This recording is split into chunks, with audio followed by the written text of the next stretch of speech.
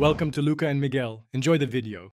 You start by selecting a helper column and typing equals trim, A1 in the first cell. This removes leading, trailing, and repeated regular spaces.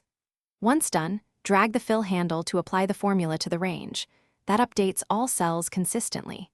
Then, make sure to convert formulas to values with copy right arrow paste special right arrow values, so original data is replaced and formulas removed.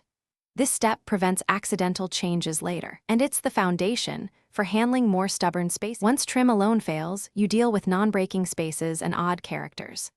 Use equals substitute, A1 char 160, to convert non-breaking spaces to normal ones, then wrap that in trim, equals trim, substitute, A1 char 160.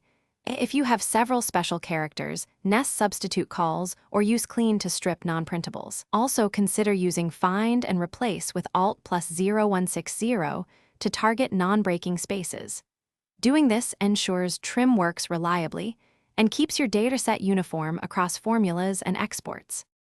You finish by replacing formulas with values, deleting helper columns, and validating results.